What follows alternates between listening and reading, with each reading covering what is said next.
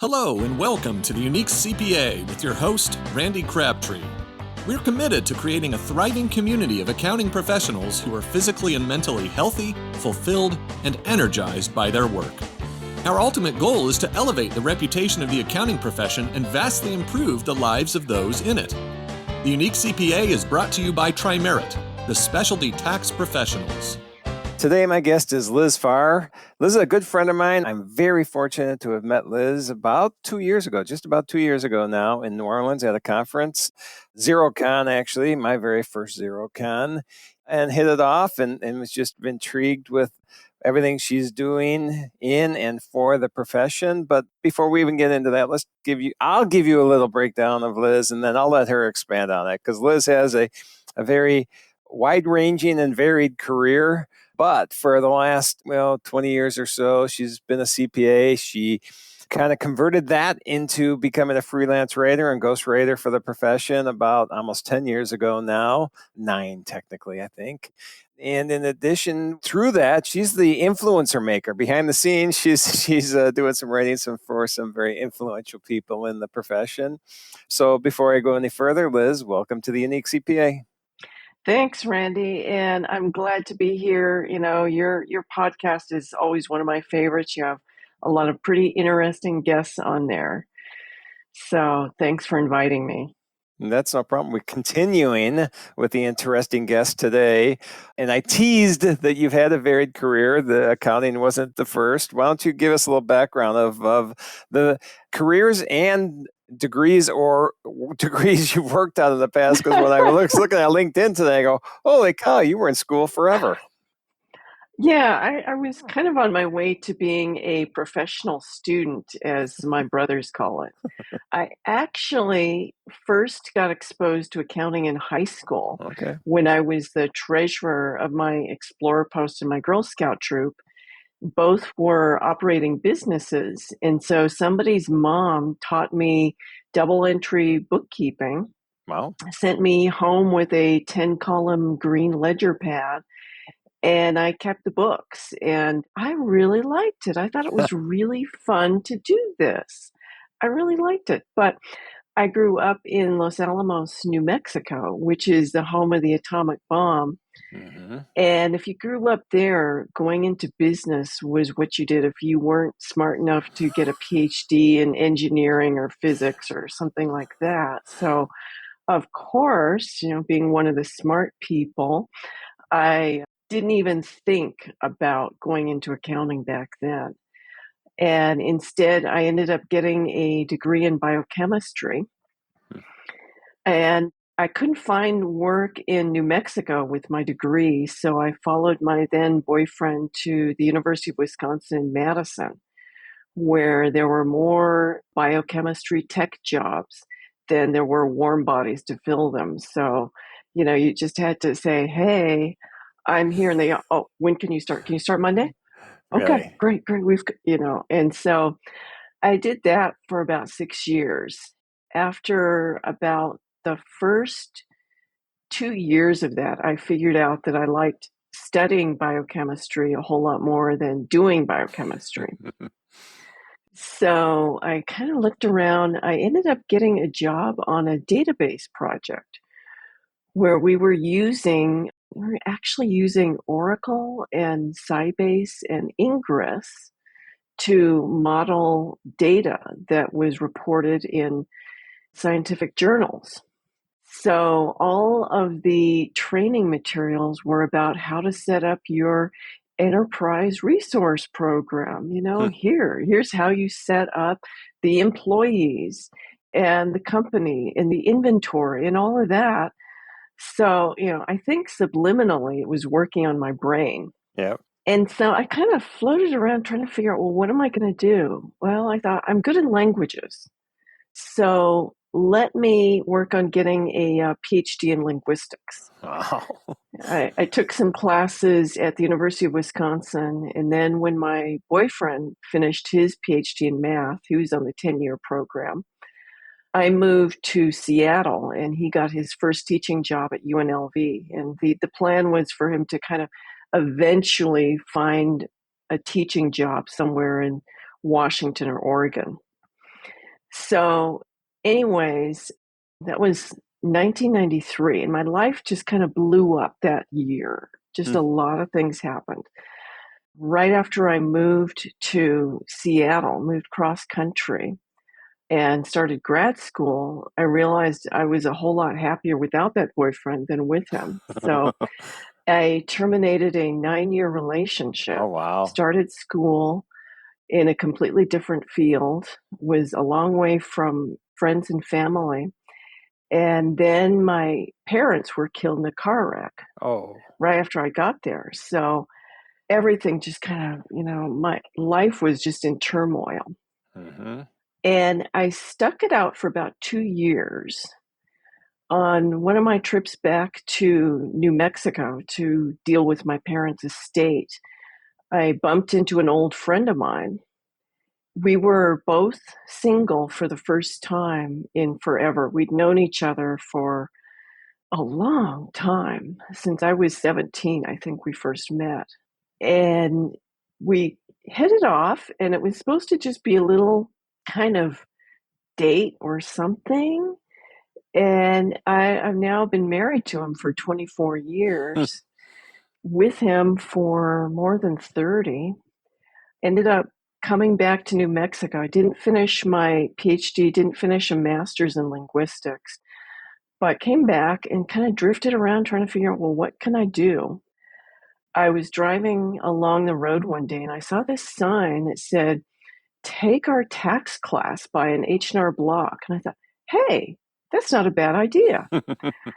My only interest in that at that time was because my husband and I had inherited these investments. So we'd get these 1099s and I'd look at them and go, what is this stuff? OID? Municipal bond interest? What do you do with this? Capital gains? Qualified dividends? And I thought, well, if I take this H&R Block tax class, I'll learn enough to do my tax return. Mm-hmm. So it turned out I was really good at this stuff. So halfway through this 11-week class, the owner of the franchise who was teaching the class said to me, "You're going to come work for me in January, aren't you?" It hadn't even crossed my mind. Hmm. And I said, "Sure, why not?" Okay. That was the fastest job interview I've ever had. So I did that for a year and I thought, this is really kind of fun. How can I turn this into a year-round career? I stumbled upon the new Masters of Accounting program that they were starting up at Anderson School of Management at UNM, which was designed for career changers, for people who had a degree in something other than accounting. So I signed up for that, got a Master's of Accounting, sat for the CPA exam, worked at a couple of different firms worked at one for 11 years. Then I decided, there's something better than just cranking out tax returns. So I started thinking about what else can I do. A copywriting course landed in my lap and I did that. I really liked it. So I started getting some writing clients. I started writing for some local firms, and my first client was a firm in a company called BizInc in New Zealand. They specialize in websites and marketing for accountants and bookkeepers throughout the English-speaking world. So Australia, New Zealand, Canada, the US, and the UK. So I wrote a lot of blog posts and a bunch of website copy, and I thought, dang, some of these little firms in Canada and New Zealand and Australia are doing some pretty interesting things. So that was really kind of the start of my journey into learning about what accounting can be, not the traditional model that I've been exposed to, which was long hours, billing, get your quota of your billable hours and, doing the same thing over and over, bouncing between different businesses. You put down a a construction tax return, and the next one you pick up is a law firm, and then the next one is a restaurant. And that was part of the madness that drove me out of public accounting. So that's kind of how I ended up where I am. Yeah, that's a pretty cool story, and I knew it was varied, and you are definitely a lifetime learner. Whether you define yourself as that or not, you are, which is cool. And the things we want, what you were just talking about, that whole things that were bothering you and you didn't like, but you saw some cool things happen in New Zealand and Canada. I do want to expand on that. What you and I are seeing in the profession, but before I do that, I just want to go into something you said, which is very similar. I don't know if you and I have talked about this before, but I kind of had a similar enlightenment moment about accounting, kind of like you did. And I didn't start out in accounting. I started out as a computer programmer, and then I went into sales. And then one day, 6 months maybe after I did my wife and I's tax return the first year we were married, and thought back to that, I go, I really enjoyed doing that tax return. That was fun. I'm going to be a CPA. I mean, that just light bulb went off. I'm going to be a CPA, and quit my job, went back to school full time, became a CPA. So, different but similar from that aspect. It's like, hey, this is let's learn taxes. Sounds cool, and then let's turn that into a profession. All right, just a quick story. Now, let's go back to where we were. Going back to things you were saying about, like I mentioned, New Zealand and Canada and the way they're doing things different and innovative. You and I, as I mentioned, met at a conference. Hmm. We've been together at very many conferences since then. We see some really interesting things happening in the profession, and often the people we're hanging out with are probably the younger generation, the innovative firm, the startup firm, the firm that's not afraid to, pivot and make a change to see that when things not working and let's do something the other way. Let's talk about what's going on in the profession, where we see the next generation landing from are they going to be generous? Are they going to be niche practice? Are they going to want technology innovation? Are they going to whatever? Are they going to track hours? Are they not going to track hours? Are they going to all these different things? 4-day work week. Is there specific like emerging trends that you're really seeing with the younger generation that you're excited about, or you think are good, or things that they may need to change? Let's just get your opinion on what's going on with this next generation of accounting and bookkeeping firm owners. Well, the ones that I find really exciting are the ones that come from outside of public accounting and start up their firms without really knowing what public accounting is like. Nicole Davis is an example of one of those. These are people who were not indoctrinated in that traditional mold that you and I both spent some time in, where Right. you're billing by the hour and you're a generalist, and it's the partner track, and you have these levels of responsibility and these job titles, and this is what you do to move up, and you know and just kind of like, you're a technician, and that's really all you can do. There wasn't really any encouragement to expand into like firm marketing or specialize in a niche, or to even hire a salesperson. Right. Oh, that one always gets Yeah, me. yeah. Yeah.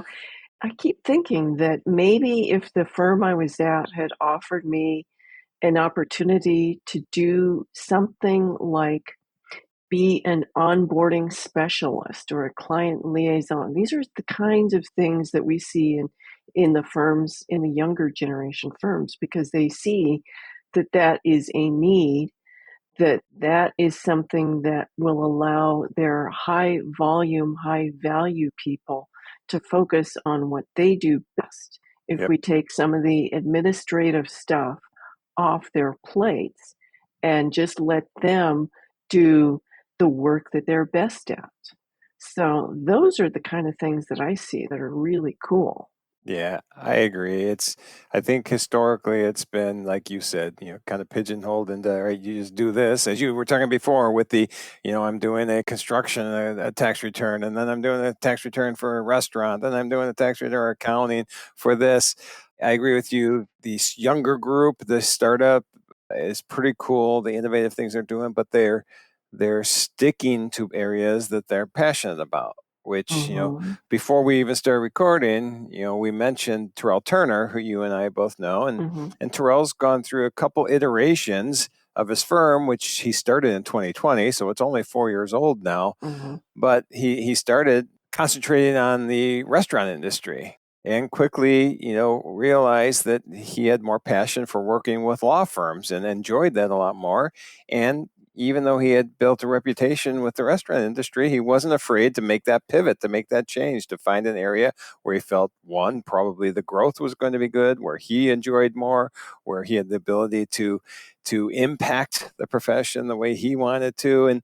And I think we're seeing that with a lot of these firms, more so at the startup, smaller firm level. But what I want to see is that trickle up instead of trickling Yeah. down. Do you think that's happening? I do. I believe there's some larger firms that are starting to look at their practice that way. And but I'm just wondering if you've seen any of that at the larger firm level.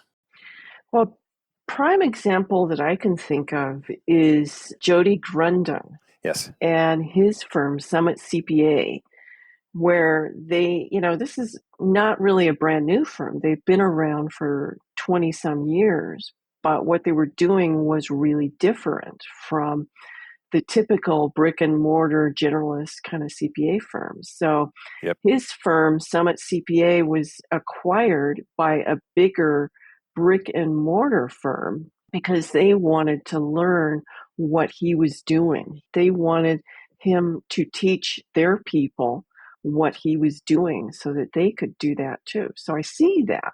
Yep. Yep. So I think that's good. Yeah, and the cool thing is we haven't said the name, and maybe I won't say the name of the firm that bought him. But the cool thing is that firm reached out to me to have me come in and speak on mental health awareness and burnout in the profession. And so, yes, I've seen a lot more larger firms. In fact, I'm speaking at a top 50 firm in a week on that same topic. And so the things that we're seeing, I think, at the younger firm level, where they're more aware of the work-life balance and not having to sit at your desk 80 hours a week, I think that is trickling up now to the larger firms. I don't know if you say trickle up, but I'm going to say, because you trickle down, but I'm going to go, we're trickling up instead. So let's talk about that then. At this new generation of firm owners or people working in the profession, we just mentioned work-life balance and work culture. What are you seeing specifically on the culture aspect of things that may be different from the Sally methods, the same as last year methods that you and I may have seen when we started out in the profession? Well, I'll just use as an example the firm that I spent 11 years at. We spent a lot of time one year working on our mission statement. And we got this beautiful mission statement, and then somebody got it beautifully calligraphied and framed it and put it on our break room. And it said something like, "We are a holistic provider of financial and accounting services." And that was where it stopped. Mm-hmm. And I remember when I was moving out of that firm, when I was sort of phasing my way out of there, I talked to one of the guys who I knew was eventually going to become a tax partner there. And I said, look, if you're going to be a holistic provider of accounting services, when you onboard a new client, you've got to ask them, who is your attorney? You don't have one? Okay, let's get you one. What's your estate plan? What is your exit plan for this business? Oh, we don't care that you just started it a year ago. What is your goal for this firm, for this business? Who's your financial advisor? And I told him, you've got to weave that idea into the whole fabric of the firm. And I'm seeing that with a lot of firms today where they really focus on the culture and, well, what does this mean? And how can we weave this into everything we do? How can we call it out when we see one of our people demonstrating part of our culture?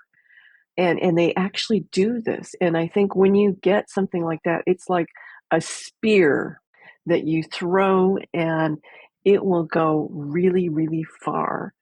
Yep. It will go further with all the power of everybody behind it. It's not just one person trying to help a client, but you've got the whole firm behind this idea of making things better for the clients, making things better for the people, instead of just let's crank out the work, let's crank out Yep. the work. And we do see that a lot, I think, at this firms that we've been talking about, the innovative startup firms. But the cool thing is, I mean, I can think of, just off the top of my head, 3 top 100 firms, and there's going to be many more that are very culture oriented. Mm-hmm. Somebody I like to talk about a lot is John Sensiba, managing partner of Sensiba out of Pleasanton, California.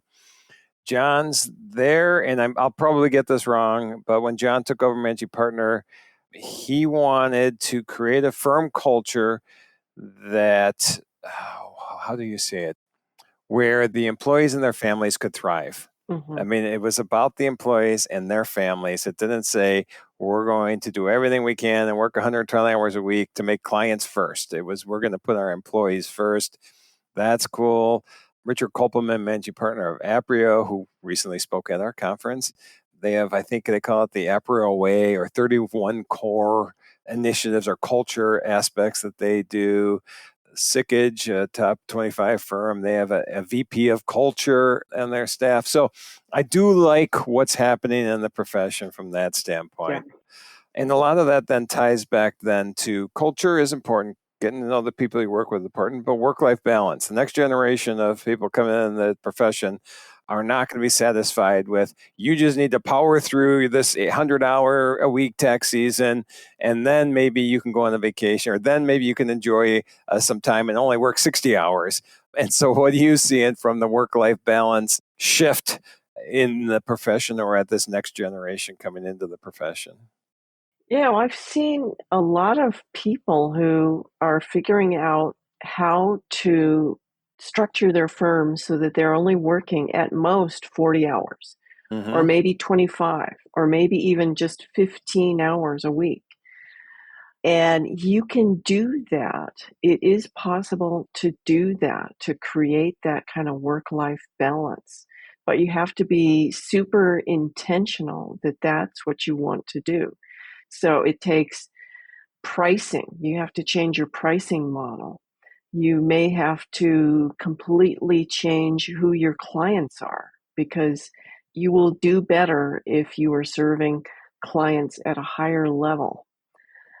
Now, I know this gives a lot of the old timers heartburn, because that means that, well, you mean those little bitty $800 tax return clients that eat up all of our time? Where are they going to go? And my answer to that is, I don't know where they're going to go, but I do think that technology is going to help take care of a big chunk of that market. It may mean they may have to get a little more involved, or they may just find a practitioner who specializes in leveraging technology and cranking out those tax returns. But I think a big part of this is becoming intentional about what kind of firm you want to create and working towards that.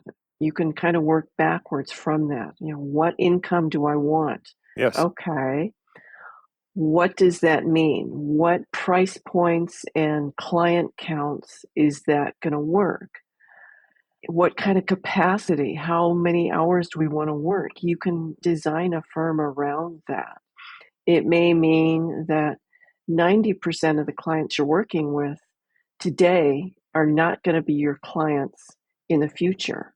Mm-hmm. That you may find just 10% of your clients want to go with you. They want you as a partner in this journey. And so that is one option, and the other option, as I mentioned, you can be the person who leverages technology and just cranks out these little bitty tax returns. You can do that, but it takes intention. Yes, intention. That's good. And that, based on what you just said, I mean, we know many people that have done that, define the firm that they want, and they've done that backwards. Let's look at what we want to be. How do we get there? A few I could think of is Luke Templin. He runs a outsource, what do you call it? Fractional CFO firm out of, he's in Omaha, I think. Dawn Brolin, who's out of Connecticut. Luke doesn't work Fridays. Dawn tries to stay to 35 hours a week or less. Elnisha Jones at her firm, and there's about 10 people. They don't work Fridays.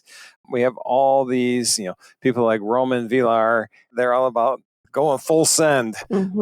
But as a organization, as much as for their clients. And so seeing all these really cool things happen in the profession gets me excited. And sorry, I'm going to go on a rant for a second, but I recently got to review scholarship applicants for the AICPA. So current students in college applying for scholarships, and just to see the passion that they were bringing to the profession that they haven't even been in yet was pretty cool. So it gives me a great feeling that we're in a good spot. And to back up a second, Roman Villar, the one thing that he recently talked about is Gen Z, which is really the next generation coming to the profession. And you just mentioned it, but the most important thing they want to see is technology integration into the firm that they go work for. And so I think if you are a legacy firm and maybe a little stagnant on your technology, hopefully you're not, but if you are, if you want to be one of those firms that generates the attraction of the next generation, make sure that you are up to date on the technology as much as you can. And don't be stagnant. Don't be afraid to pivot, because things are always going to change as well. All right, I went on my rant there. Yeah. So there's things that we didn't touch on that I'm sure you want to. So let me open it up to you and let you just say what the most important things that you'd want to touch on that we haven't yet in this discussion. One thing that really sets the younger generation apart from the older generation is their approach to the profession. The older generations, we were technicians who happened to work in an accounting firm or who happened to own a business that provided accounting services. So it tended to be very kind of siloed practice. The younger generation contrast is a more entrepreneurial approach. They want to have a business that provides accounting services. It's a very different approach. They're business owners first, and technicians, maybe, well, I don't really need to do that. I really want to own a business. So that means that I hire the talent to do the technical stuff. Maybe I've done the technical stuff for a while and develop a process that I can teach people. But eventually, the goal for a lot of these people is to get out of the weeds of doing the work. I had lunch a couple weeks ago with my former boss. He's a retiring tax partner at a firm that I worked at. And he's having a devil of a time extricating himself from the firm because he's still doing a lot of the review work. They just don't have the people to handle the high-level review work. And so here he is. He's older than me. He's in his late 60s, wants to spend time with his grandkids. And he's stuck reviewing tax returns, and he doesn't really see a way out of that. So that's a real difference. I can see someone like Roman Villar, when he gets tired of doing this, when he's ready to spend time with his grandkids, or even his kids for that matter. Yes. Yeah. He will have built an asset that he can sell to somebody else. Yep. and somebody else can step in and do it. He's not going to be tied to doing the work anymore. Yep. So that's a huge contrast, huge difference. I agree. Building a firm where you actually aren't necessarily necessary. Right. A sustainable firm that someone else could just step in and take over. Because in your scenario you just said with your ex-boss, I mean, that's not something I ever want to be in. Like, I can't No. escape, not that escape's the right word, but I can't go enjoy my life with my family because I have to stay here because I can't find anybody to do the work that I'm doing. Yeah, I agree. That is a huge thing that we're seeing, that the next generation is looking at the firm as a business rather than as we're just here because I have technical skills and we keep doing technical work and that's what I do rather than running the firm. And funny thing is I just talked to Lisa Simpson from AICPA today. And one of the big discussions was just the whole business model and how we are looking at the accounting profession and how it needs to change. And that's a big passion of hers. She's trying to be an advocate of that for the AICPA and promote change. And so that was exciting conversation with her this morning. Oh, that's really good to hear. And that the business model has been broken for a long time. And another thing that really sets the younger people apart from the older people is the emphasis on leadership.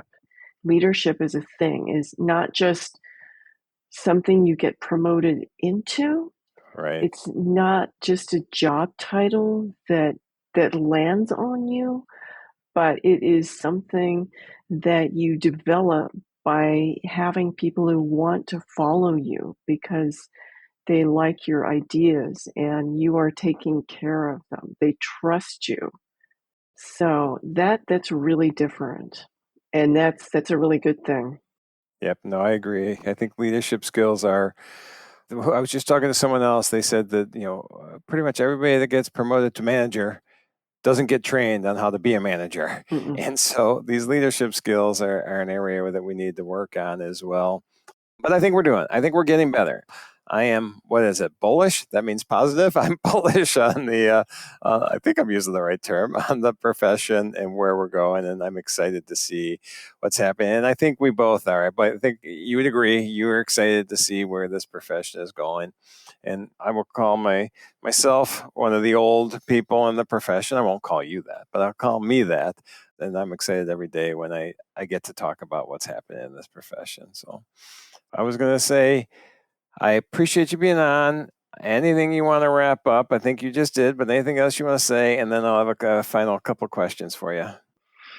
Well, when I left public accounting, back 10 years ago, 12 years ago, when I was thinking I got to get out of accounting, and I was ready to set aside my CPA. I was a CVA at the time also. I was ready to just dump all of that to do something else. But now I see hope and I see the gifts that this new generation are bringing to business owners and the tremendous resource that they can become for the world. We need business advisory services to have a healthy economy. You were at our conference that had in July of 24 here. And I don't know if you remember, Jennifer Wilson said something when she accepted an award that we gave out at the conference. And what was it? It was something very similar to what you said, but you are the gatekeepers to the world's economy or something like that. And you have a great responsibility. And yes, I agree with you completely. We are a very vital, important cog, if not the most important in the world's economy. So well said. Thank you. All right. Two final things. One, I'm all about work-life balance and getting to know people on a personal level. And so we just talked about the profession and we talked about your history, but we didn't talk about what you like doing on a personal level. So hobbies, passions, give us some things that you enjoy doing when you're not out writing or being an advocate for this profession. Well, As you know, Randy, I like to go on hikes. Yes. And a year ago in September, I walked across England, or I tried to. So I love doing that. I also like knitting. And years ago, I inherited my mom's stained glass tools.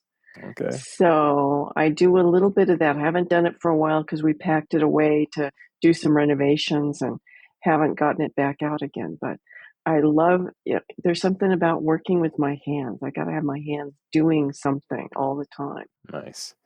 Yeah, that walk across England was when I had met you. You were using a cane because you had recently broke your ankle I had ankle surgery. surgery. I tore a tendon, and the surgeon also reshaped my heel bone so that I don't walk on the outside of that foot anymore. So it's been a major rehab process. Yep. And so that hindered the walk a little bit. Yeah. I was impressed that you had this that you were doing this because I'm like, wow, that's quite a goal, especially not much more than a year after the surgery, or was it less? It was about a year and a half, Okay. and I'm going to try it again Nice. in about another 2 years, I think. Okay. And I think by then I'll actually be able to walk the entire 200 miles.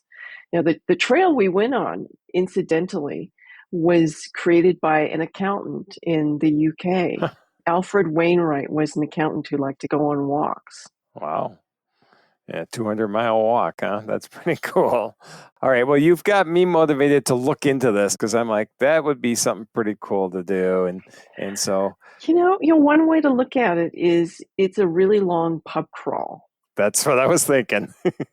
Because most of the places we stayed at were bed and breakfast that were old English inns. So, Yeah. you had the bar downstairs Yep. with food and then rooms upstairs.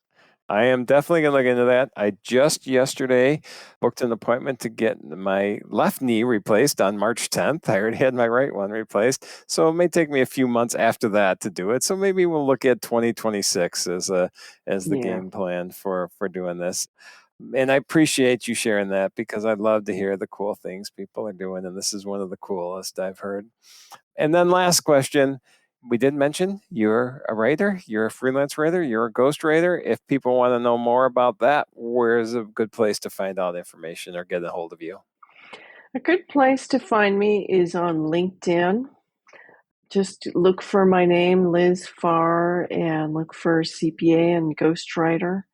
You'll find me there. That's a good place.